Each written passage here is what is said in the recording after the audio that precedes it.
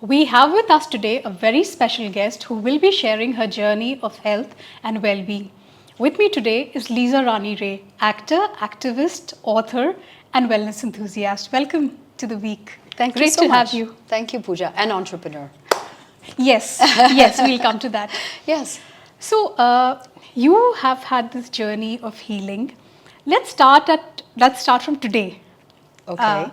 You talk about sustainable wellness, sustainable health. What does that mean to you today, and why is this concept of sustainable important in a day and time where everything is fast fix, fast come, fast go? Exactly. Well, I think you said it yourself, Pooja, is that, we're living in an age where everything is about instant gratification, instant transformation, and that really goes against nature. And, as someone who has not been unhealthy in the past, has tried to maintain some level of discipline around health, whether it's working out, whether it's trying to eat well, whether it's some rather unhealthy choices like going on crash diets, etc. I finally have come to a place in my life at 52 where I've understood the only thing that will last, that will keep me healthy, fit, and I mean in body, spirit, and mind, because I believe that there is a connection between all three that needs to be addressed, is something called sustainable health and wellness. And by that I mean, I'll give you an example. I really don't enjoy the gym. Let me put that out there. Even though I've been gymming since Lifting weights. Since I was 16 years old. And I used to do it for external reasons, for external gratification, to mold my appearance in a certain way. So I was always in a rush. I was always impatient. I was not really invested in the process, except in what the result could be. So I was simply looking at the result all the time, and it never quite measured up, and I would get impatient, or I would push myself too hard. Right. Now today, at 52, I finally have cracked the code, which is that consistent discipline, quiet determination, and intention, and even, dare I say, taking joy in what I do, taking some satisfaction, is the hallmark for me of maintaining myself in good health. And that applies, as we were using the example of the gym. So finally, I've been working out in a way where I've integrated it in a very peaceful way into my life. Now, it does help that I'm not leading such a fast-paced lifestyle as I did in my 20s and my 30s and my 40s, and where there were all of these expectations that I felt burdened with to look a certain way. Right. Or else I had a particular deadline. There was a project that was starting. So I had to lose those extra 5 pounds just for the project or just for a photo shoot or something like that. I refuse to put that pressure on myself anymore. So something quite magical has happened in that I actually feel that I'm the fittest that I've ever been in my life. I'm healthy from the inside. I don't push myself excessively. But ultimately, it's an inner job, isn't it? Health and wellness begins from the inside. And by that, I mean also your mental state, right, and how you approach also this concept of staying well. Are you going to put that excessive pressure on yourself? Or are you simply going to surrender to a process and say, look, this is also like anything good in life. Nothing comes instantly. I'm watching my children play the piano or learn the piano. They get very frustrated when they don't get it the first time. So I've had to take that role of explaining to them that everything in life is practice. Everything in life means failing a few times. And you make that part of the journey. And then I'm hearing my own voice say, wow, that's something that I also must integrate into my life more and more. And I've managed to do it with health and wellness. And look, I've had the biggest shock that you can possibly have, which was being diagnosed with a essentially incurable and what is considered a fatal disease, multiple myeloma, in 2009. And I truly believe, though I can't prove it to you on a graph or through scientific evidence, but I truly believe that I fell ill because our body keeps score. And that's actually the title of a great book Right. that I also keep as my Bible by my bed. In the sense that my lifestyle, my attitudes, my internal dialogue, the stories I was telling myself, were so toxic for so much of my life that they were driving me into a state where I was completely, out of equilibrium. I Right. didn't even know what equilibrium was. And, and often what the problem is, Pooja, is in today's world, we're often rewarded for that kind of behavior. Right. Oh, wow, I would be told I'd be sitting on a set and I'd have a fever of almost 104. And a doctor would come and give me an injection and I would continue to work. And you're applauded for that. Right. But ultimately, that's extremely dysfunctional when we understand and we intuit that our body is constantly sending us messages. Right. So I had switched off that mechanism willfully between my body and my body's intelligence Right. being able to communicate with me and me paying attention. And I had basically willfully switched that off for most of my life until cancer. So cancer really helped me to reframe my attitudes towards everything, towards how I want to lead my life, which is slowing down, being much more deliberate and mindful, Right. and approaching everything from a sustainable point of view. Because life is not a sprint, it's a Right. marathon. I was told that first when it came to my disease, because my impulse was, when I was diagnosed, I have to do 20 million things about this now. Now I have to become an advocate for cancer, and now I have to put myself out there and give interviews, and all of this while I'm going through my treatment. That's not normal. Right. that was an expression of my inner dysfunction. And so it took me time, even post being diagnosed with cancer, to bring myself and embrace this kind of state of equilibrium, and which Buddhism talks about a lot, that's an Right. essential part of the middle path and leading a good life. And what you have to do, number one, when it comes to sustainable health, is turn off all the noise around you and stop looking at social media. Right. Because a lot of what is capturing our attention is not sustainable, because it's about likes and sensationalism, gathering eyeballs, and quick fixes that don't work. I promise you, I've been through every diet in the world. I've been through so many regimes, and I've landed in this place of harmony, wholeness, and bliss. I lead a very, very blissful life, where I believe that if you believe that every part of life is sacred, you have to necessarily slow it down and honor everything that you do. You're not going to Right. abuse your body. You're not going to abuse your mind. You're not going to abuse yourself. And for me, that's what sustainable lifestyle and health and wellness. So every aspect of what you do is treated as a sacred ritual. Right. Now, you just spoke about when you were first diagnosed. In your book, you have a very darkly humorous take on it, where you are asking the doctor if he wants any water. But that humor would have taken some time to get into, or as in one of your posts you talk about staying in the obstacle, observing it, right? That would have taken some experience to get to. But what was your initial reaction? Did you ever feel, why me? No. I genuinely never felt, why me?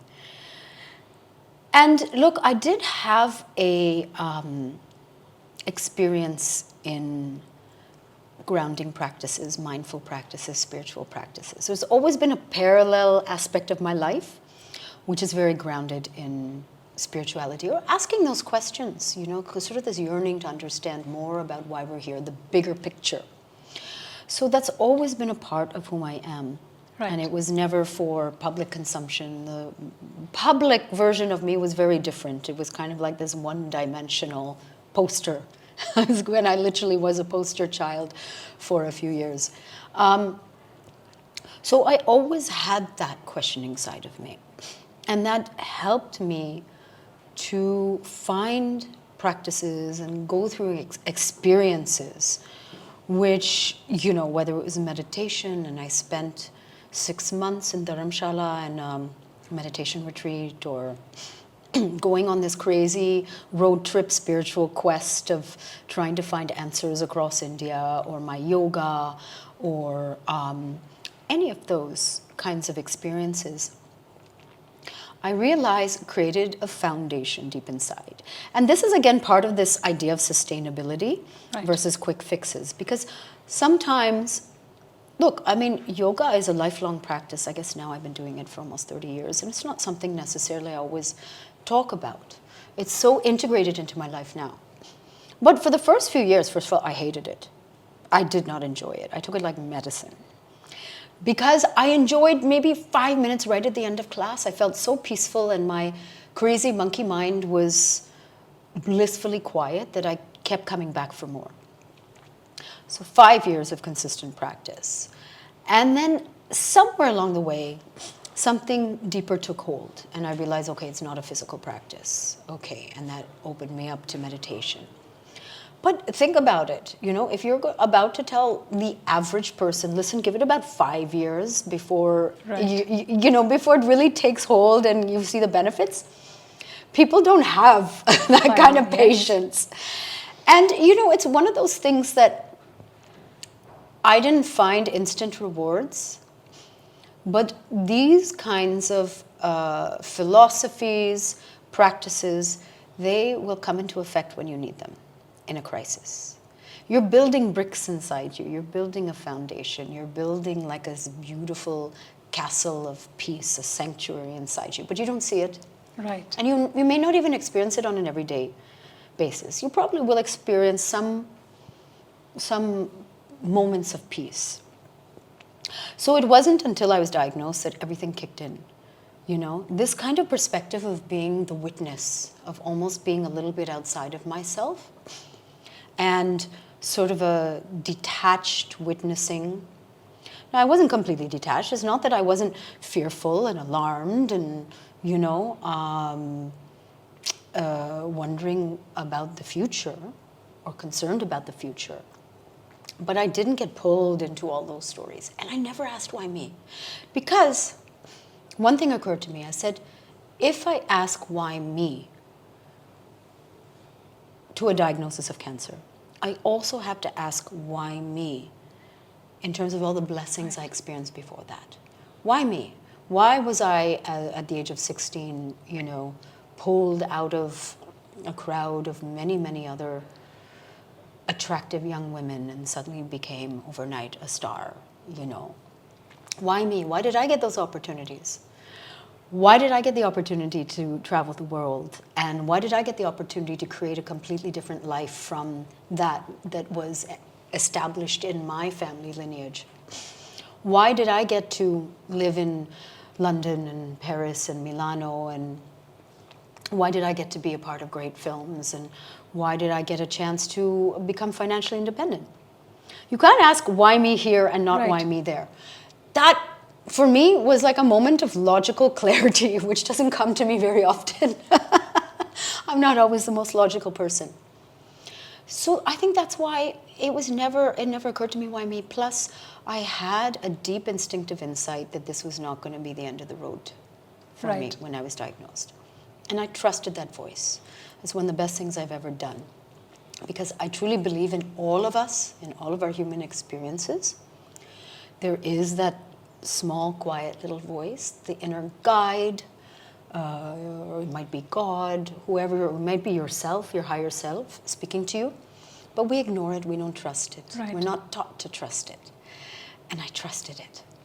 And that's why I never asked, why me? Plus, I knew that I would get through it, and that strangely, it gave me the permission to completely renovate my life.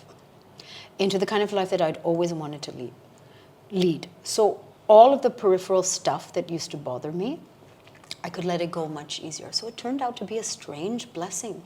Right. If you take the sting of the, this idea that perhaps you'll die out of it, it was a strange blessing. And I know that other cancer graduates and survivors have spoken about it in those terms as well, that sometimes your life ends up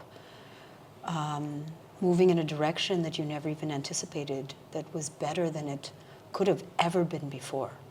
And that's really what happened to me. So the foundation was already there. Your spiritual foundation, your grounding in yoga was already there when you received that diagnosis. But was there any point during the journey where you felt, although you did speak right now about how stubborn you were, was there any point in the journey where you felt like giving up?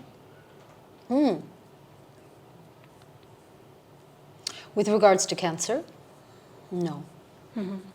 I think I've written this in my book, and it's something that I go back to. It never even occurred to me. It was so far out of the realm of possibility. There was no giving up. Plus, I wasn't fighting a battle. I didn't feel I was fighting a battle. I kind of sometimes am very wary of the language we use around cancer, We create this battle. But who are you battling? Are you battling yourself? Because it's your own body creating these malignant cells. Right. So I feel that already creates a kind of a toxic conversation, which is why I prefer to call myself a cancer graduate. It was the most difficult course I've ever taken in my life, but I graduated. And I never thought about giving up. It didn't occur to me because every day was one foot in front of the other. And I did derive a lot of relief and a sense of purpose by sharing my story.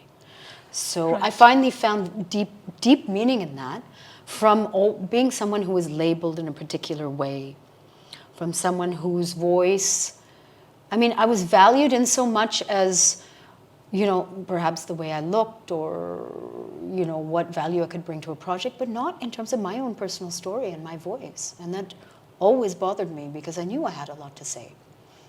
And suddenly I decided I'm going to say it. And that was because of the cancer. So every day I would hook my attention on that and doing whatever I could for other people. Right. And that took the attention away from myself so I didn't spiral downwards. And I remember even having these absurd thoughts. And honestly, again, it's not necessarily always a rational thing. And I think that there is a lot of mystery in life to how we react. Right. If you're an actor, you realize that human beings are absurd. But I remember lying on my back going through some test and then looking up at the asbestos on the ceiling of the hospital and thinking that it would be lovely to paint a mural here, and then starting to discuss it with the nurse and, actually hatching a plan. And I think we actually they did end up painting a mural because, for patients, where do you spend your time? You're always gazing up at the damn ceiling. And where was this? This was in Toronto at that time. Yeah. Right. Now, Lisa, when you decided to talk about it, you were perhaps one of the rare celebrities who's spoken about it because health is something which we think is very personal. Yeah. And as a society, we pay so much premium to looks, age. Now, not only did you speak about that, you also, I think your one of your favorite hashtags is 52 and thriving. Yeah, it so is you, now. you broke that barrier of talking about your age and talking about it unapologetically. And we women are certainly so conditioned and so burdened by this idea of looking a certain way, being a certain age, otherwise we're invisible. So does it now occur to you the larger impact that your coming out and your facing it in the way that you have faced it has had? I think it all is aligned with this idea of deeper authenticity and honesty. And I was always someone who wanted to feel less self-conscious about the way that I presented myself. And it was something I struggled with as a young woman when you might say I was at the height of my fame and, desirability and also the power that I held over people was when I felt the most insecure in also my power. And it was an internal struggle for many years. And finally, this idea of announcing my diagnosis, it certainly wasn't pre-planned. There was no agenda behind it. But two things occurred to me. Number one was, why should I feel ashamed about this? I'm tired of feeling shame. You know, Right. so much of shame is piled on women for whatever reason. You know, everything from the way you look to your behavior to cancer. Why should I carry the burden of shame of a society Right. that doesn't make any sense to me? So that was one thing I wanted to drop the shame. And secondly, as I said, I wanted to actually hijack this moment that I had on the red carpet at the Toronto International Film Festival, which is where I actually ended up announcing my diagnosis. I wanted to hijack it to do something that felt more meaningful and personal for me, rather than just promote someone's project, another film, another product, whatever it was. And so I said, okay, this is it. I put on my big girl panties and said, okay, you know, I'm going to do this. And something magical happens actually when you are vulnerable and when you are deeply authentic. And it's amazing because there is so much hesitation, particularly in our society, about letting people see who you really are. And that's kind of like a social etiquette that's been built up over a long time that we need to start dropping, because I think in today's world, more often than not, people want to see authenticity. And also at the end of the day, who cares what people want to see? It's so freeing and liberating to be yourself. So the first step was announcing my cancer diagnosis publicly. And I was terrified. But I also realized that I would finally be able to lean on community, because it was a lonely journey for me. And when you're told to be silent, that means you basically have to sit in your house alone and deal with this. And I didn't want to do that to myself. So because I was public, I had the support of an incredible outpouring of support from community and from the public. And I always say it wasn't about me offering support. I got so many support and blessings from people sharing their stories, reaching out to me, etc., that I couldn't help but feel. You know, one of the things I took away from me from that experience is I remember in one day coming across another patient and a nurse and a stranger on the street who in those days had recognized me because of the publicity around my battle, and coming to me and offering me advice and warmth and love. And it really meant a lot at that moment. And I said to them, how can I pay you back? You're a stranger to me. And each of them said in that one day, pay it forward. So that's something that I have taken to be a mission in my life, in whatever way it comes, whether it's sitting here and having this chat, giving a larger chat, speaking to somebody who reaches out to me on DM. It doesn't matter. Just pay it forward and let the ripple effect happen. And then, so that set a new pattern in my life. And so it obviously leads to where I am today at 52. And as you said, at 52, you're basically over and done. And a lot of women grapple with that in our society. You're invisible, you're not relevant, you're not desirable. You know, we're told so many things, you're not. Whereas we really step into our real power at this age.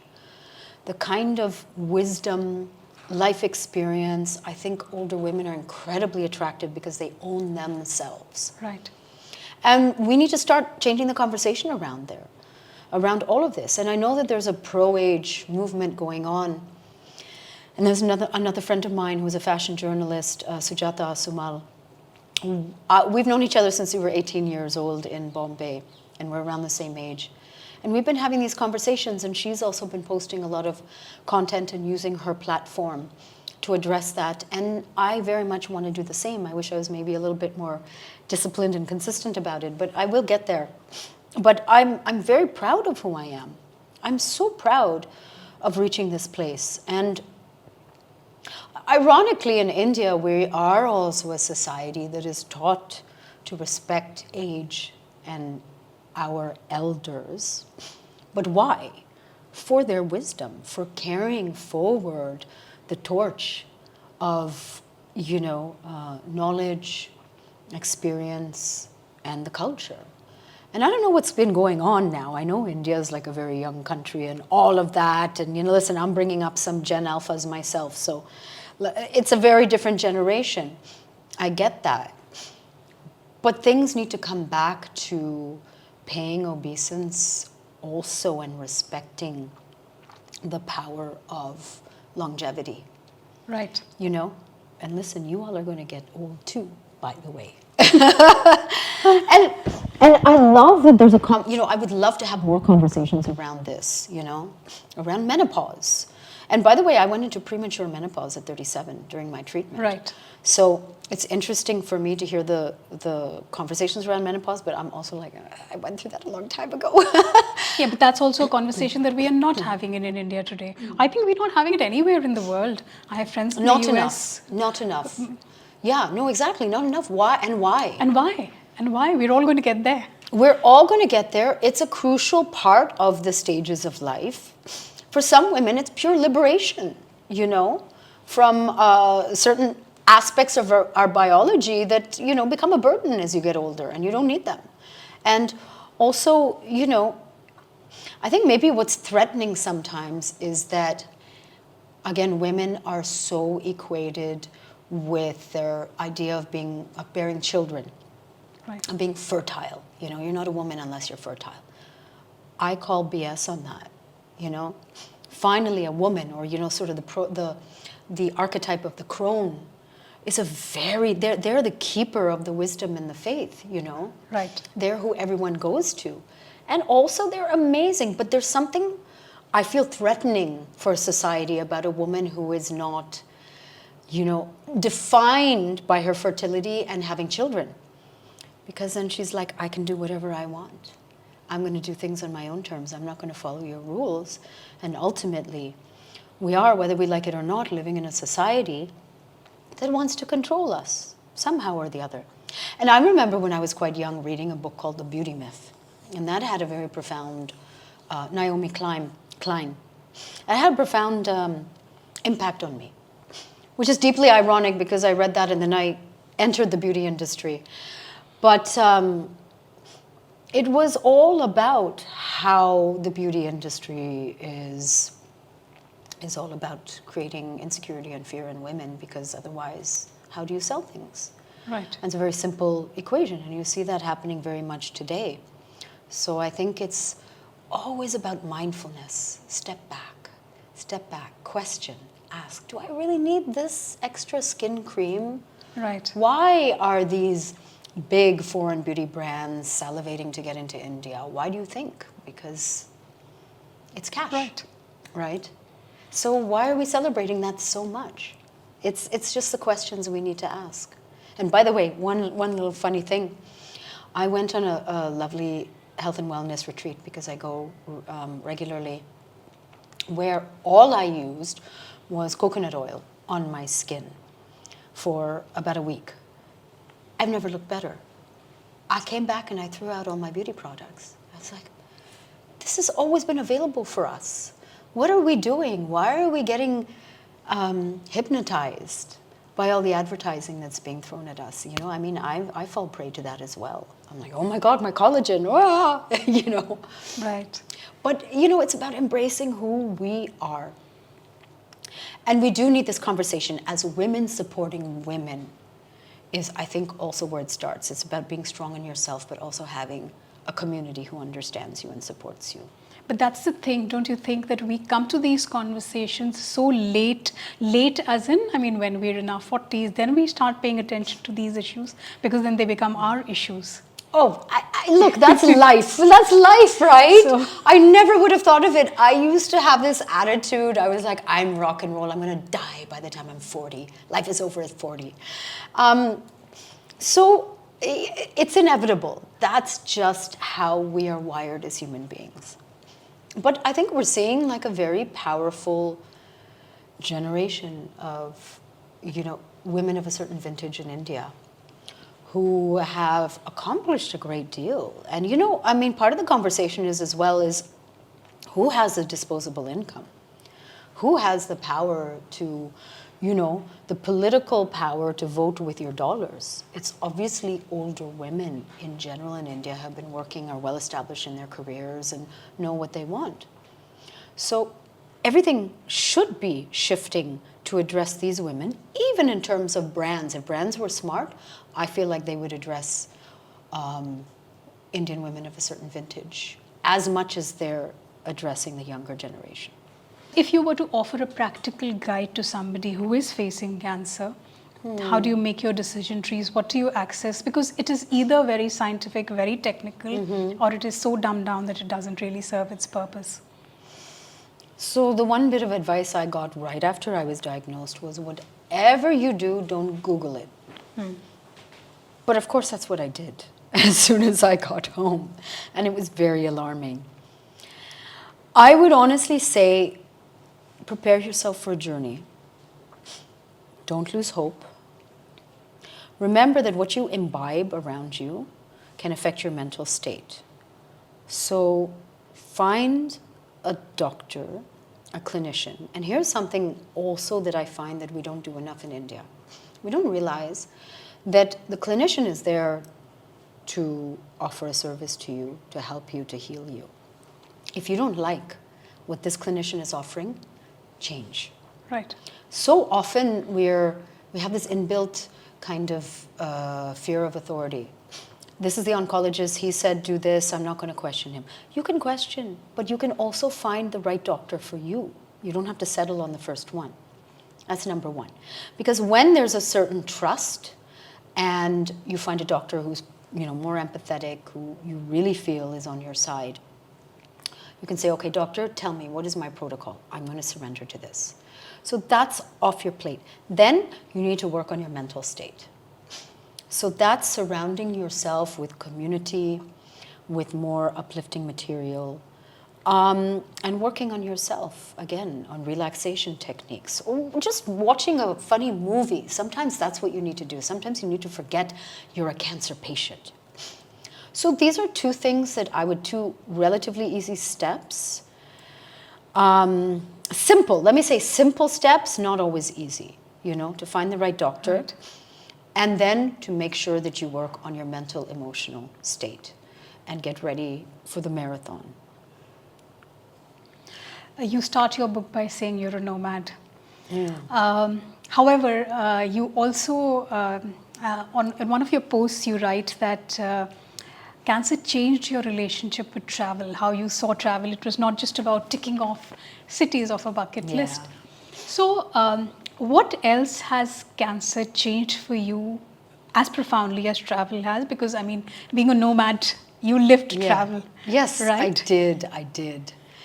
And thank you for reminding me of that, for sure. There's other aspects of my life that changed, being a mother, of course, and now having twin 6-year-old means that I don't feel like being away from them as much as I did, as much as, I would have been traveling when I was untethered. Travel has changed a lot for me, but I also feel like I don't have a woulda, shoulda, coulda in my life because I traveled so extensively when I was younger and I had the energy as well. So travel is more about sustainability and slow travel. But you might say, broadly speaking, everything in my life is slowed down. Everything. And I see that as a big positive in a world that's constantly speeding up. And it's hard to stand your ground. So, again, whether it's the food choices that I make, I finally have learned how to feed myself and cook. For most of my life, that was a big problem. I didn't know how to nourish myself. Right. I never learned how to cook, because I was the single girl traveling all the time, and plus I was also struggling with a body dysmorphia, I was struggling with an eating disease. So food was a very touchy subject. And then I was living all over the place, and I never learned how to nourish myself. But I came from a background where my mother was always about cooking for the family. Yes. So now, slowing down, having the patience to buy the right ingredients, to cook, it's incredibly meditative, nourishing practice. And I even told my kids, I said, if you want dessert, you have to make it yourself. So now we bake. So I've become that person now that I could have never imagined myself. Slowing down, saying no more often, not being pulled into a social whirl, having a routine for a long time, for a very, very long time. My lifestyle was very erratic, and I took great pride in that because I thought routine, boring. All the things that I thought were boring are now what nourishes me. And I would say, again, very broadly speaking, you can't actually incorporate mindfulness, awareness, see, like suck the juice out of life, or even see every moment as sacred until you slow down. You know, like I have a teacher who says, listen, in a speeding car, how do you actually change direction? You can't change direction in a speeding car. You have to like slow down. So all of the directional changes that I've been making has happened out of the sense of slowing down. And now life just flows. You know, the problem is we don't actually have language for a lot of these things. Yes. It's something that you feel, and you can feel coming off of someone else. And I think that that's okay. We don't have to explain everything. But, you know, for like today I just try to lead by example for my kids. That's my priority now. Talk to us a little about your journey as an entrepreneur. So, yes, that was also unanticipated. My life is full of serendipity and, you know, blessings, like I said. So I've always been an art collector. That's another aspect of myself that I've sort of remained hidden, especially when it comes to modern Indian art. And then I met someone in Singapore during COVID who shared the same interest, and cut to a few years later, she contacted me and she said, what do you think about creating a digital art platform? And I didn't really know a lot about it, so I had to educate myself. But I thought, after doing my due diligence, as my husband said, because he kind of pushed me, he said, listen, you've got to be open-minded to technology, because to be honest, I used to be like, technology. And when I went deeper into it, I realized that ultimately technology is just a tool that should enable you to solve a problem. Like, what are we solving for? And today, our incredible tradition of art production, whether it's in regional art or traditional arts or modern arts, is still underexploited and undervalued. Even though sometimes you see a headline, oh, this Raza went for this many crores or something, that's still undervalued compared to Western art or even Chinese art. And art is soft power. So I felt very excited about the notion of taking curated exhibitions from across Southeast Asia, South Asia, and the Middle East. These are all underrepresented in the global art dialogue. And finding unique voices around a curated theme and putting them online so that, you know, a collector, maybe like a Desi collector in New York, can actually say, wow, that's modern Indian art, I didn't even know. Let me get it. Or show it to their friends. Do you know what's going on in contemporary Indian art? Because that's what used to happen, because I've lived in Hong Kong. And I found that there were these outdated notions of what India is today. I think we find that in a lot of the diaspora. Right. That they're not always in tune with what's happening in India in contemporary art and design and fashion and culturally as well in the big cities. So I wanted to celebrate that. So I had a blast creating this platform, the Upside Space, and working, in fact, with some great colleagues. And it's out there, it's live, and my ambition was not just about selling the art, it was like dialogue and discovery. Right. So please do look at the Upside Space. And, you know, I mean, people have been amazed because, for instance, we curated an incredible exhibition out of Bhutan. So again, people don't associate Bhutan with contemporary art, but there is a very exciting little contemporary art scene. And I just feel passionate about art. I love it, love it, love it. And I felt like we were maybe a little bit ahead of the curve. But in terms of digital art being a legitimate art form, its time is coming. Right. So finally, where does Lisa Rani Ray go from here? I'll probably go and take a nap. In the larger scheme of things. I don't know. You know what's beautiful about this time, and I mean it sincerely, Pooja, I am so open. I still have ambition. I still have things I want to accomplish. But I know it's for the right reasons. It's not to impress anyone or to receive validation or anything like that. Books, yes, writing is very important to me. What else is going to come my way? I have no clue, but I'm very open. And if nothing else comes my way, I'll be a very, very happy human being because, as I said, I literally feel every single day is an opportunity to live life like it's an art form. And that's what I'm trying to do. And I'm grateful. This is all borrowed time that I'm living on. So I'm grateful for every moment. So, but may you keep your curiosity. May you get even curiouser and curiouser as you go by. So that was Lisa Rani Ray for The Week with The Week. Thank you.